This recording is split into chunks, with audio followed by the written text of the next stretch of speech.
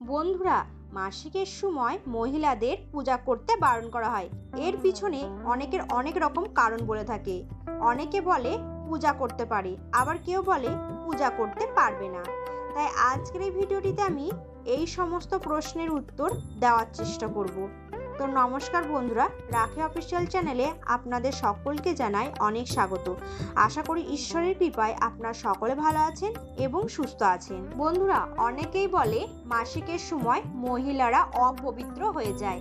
তাদের বলি, মাসিক যদি না হতো তাহলে আপনার জন্ম হতো না, এই পৃথিবীতে জীবন প্রক্রিয়াও চলতো না। তাই মাসিক মায়েরই একটি অংশ।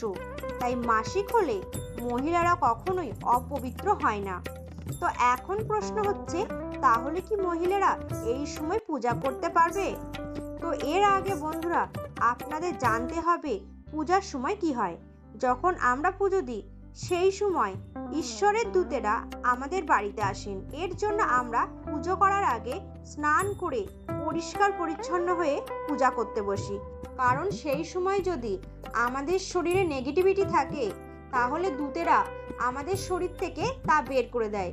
এর জন্য কোনো মন্দিরে গেলে মন শান্ত হয়ে যায়।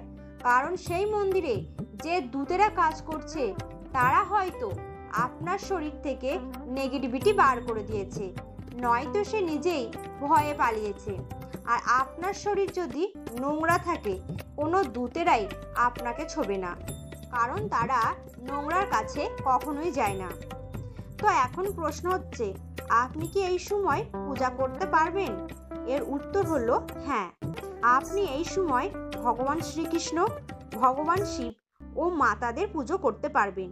কিন্তু আপনি হনুমানজি, শনিদেব এনাদের পুজো এই অবস্থায় ভুলেও করবেন না। কারণ আমাদের শনি মহারাজের মন্দিরে যেতে গেলে পরিষ্কার পরিচ্ছন্ন থাকতে হয়, কারণ তিনি তা পছন্দ করেন। আর হনুমানজি হলেন ব্রহ্মচারী। তো নিশ্চয়ই বুঝতে পারছেন কেন আমি বারণ করছি। আর আপনি হনুমানজির ভক্ত হলে বাড়িতে এই সময় ভক্তি করতে পারেন, কিন্তু মূর্তি ছোবেন না। এর জন্য কিছু জায়গায় পূজা করতে বলা হয় আর কিছু জায়গায় পূজা করতে বারণ করা হয়। আর এটাই হলো বন্ধুরা আসল কারণ।